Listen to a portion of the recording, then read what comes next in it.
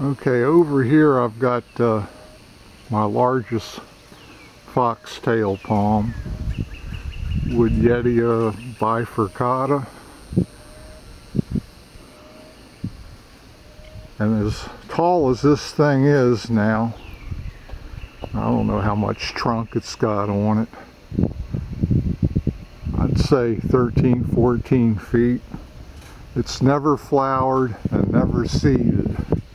Of course, that's fine by me because I've got enough foxtails and I don't want the mess of the seeds. But I got this at a local nursery years ago. Just a real small palm, probably 15-gallon size. And it got hurt back in 2010. I don't think it's been hurt since that time. Hurt meaning it's gotten mostly defoliated. And then over here to the sides, I've got a Archontophoenix alexandrae. Get seed off of that. It's got seedlings growing up around the base. I got this from a friend who lived down in Moorhaven. It was only like a 3-gallon size when I got it. It's done well and it's been defoliated over the years. And right to the right of it is a Archontophoenix cunninghamiana. That one's seeded for the first time this year. I just plucked the seeds off of it the other day. I've got them soaking in water, get all the mesocarp off of it. And then my oldest cunninghamiana is right here, and she's just putting out her first spath. She dropped her bottom frond yesterday, and you can see the new spath. But all of these palms have been mostly defoliated one time or another.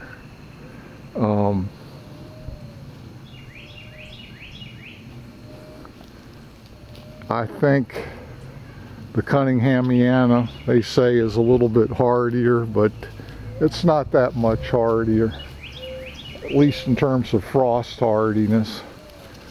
And I've got a lot of smaller alexander palms here because I've germinated so many from seed. I've got a little spindle palm here.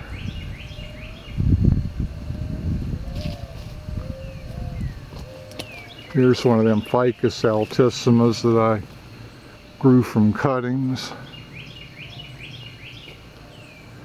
I've got over here, I've got hibiscus tiliaceus. I grew from cuttings from local trees. Arphonse car bambusa. Now over here I've got another Ficus altissima variegata. This is on my property is very irregular. I've got this fence around it, but my property is also on the other side of this fence. And you can see the ficus here. Now, when we had our extreme cold weather in 2010, this particular ficus was not hurt near as bad as the one over on the north side of my property. It's far more protected over on this side and far less frost. Got a little African sausage tree here. There's a little small one. It's just starting to leaf out. I've got a larger one that's leafed out several weeks ago. Same species, yet they react differently to the seasons. This area over here I was just recently clearing. Planted some black Timor bamboo in there. I've got these Serranoa rapins. I'm going to plant a lot of alexandrae palms through here once I get around to it. You can see one I planted right there recently.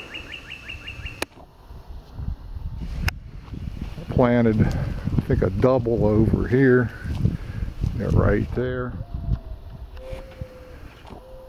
And this is some species of ficus. I'm not sure what species it is. It was given to me as a very small tree. And anyway, I planted it here to kind of fill in this area.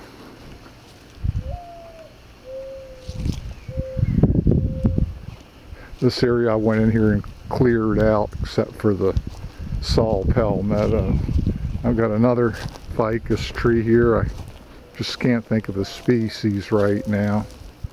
It's a little tore up from the hailstorm we had.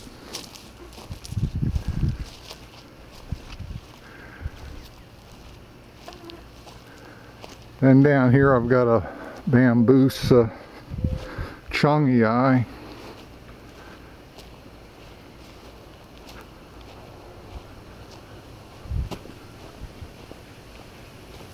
which I like. I've got different species of bamboo. I like it, but again, they're heavy litterers, and that's the consequence, the trade-off. Here's another Eucalyptus grandis. It's only been in the ground 2 years, from about 4 or 5 foot tall. These things are rocket ships. Somebody gave them to me for free. I took them. And here's my Archontophoenixes again. Love those palms. They're one of my favorite species. Anyway, that's it for this video.